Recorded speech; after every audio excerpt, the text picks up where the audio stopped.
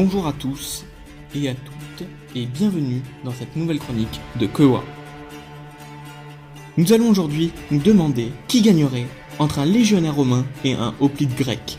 Nous aurons d'un côté Adonis, qui est un hoplite de Sparte, et de l'autre Marius Appius, un légionnaire romain de Rome.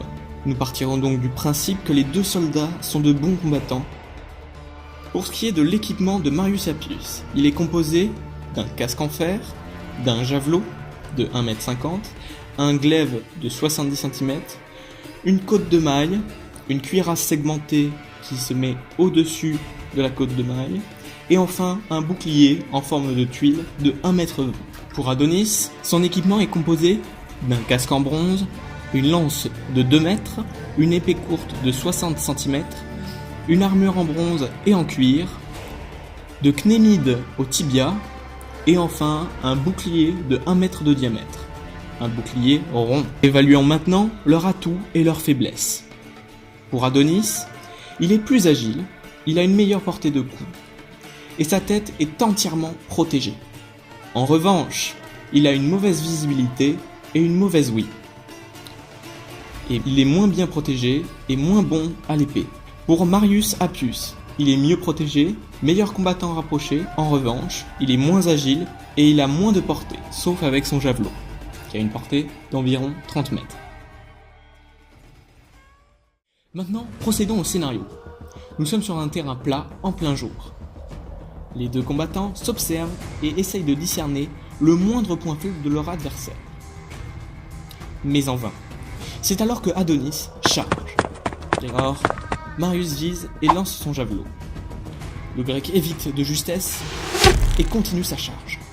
Le légionnaire se prépare à encaisser le coup. Le grec, arrivé à proximité du légionnaire, bondit vers la droite de son adversaire pour essayer de toucher son cou.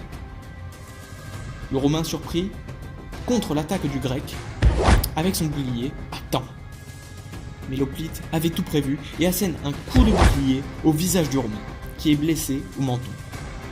Les deux combattants se tournent autour, le grec étant dans une posture défensive et le romain aussi. Marius décide alors d'attaquer à son tour. Il charge avec son bouclier en avant. Le grec essaie de repousser l'attaque en visant encore une fois le cou de Marius avec sa lance. Mais Marius arrive à le déstabiliser avant que le hoplite saute, et donc le renverse.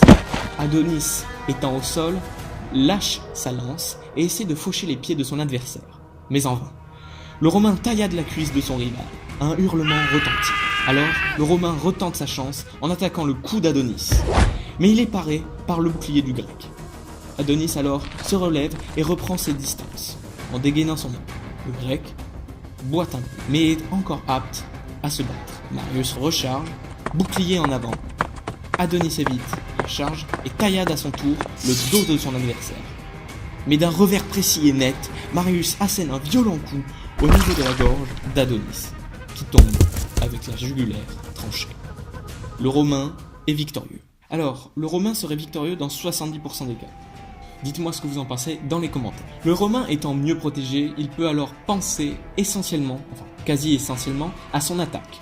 Alors que le grec doit aussi penser à se protéger les jambes, son bouclier étant plus petit en fait. Le hoplite a un avantage, sa lance, car elle lui permet d'attaquer à distance, et donc de garder son adversaire à distance. Mais si le grec perd sa lance, le romain, mieux entraîné au combat rapproché, arrivera plus facilement à le toucher.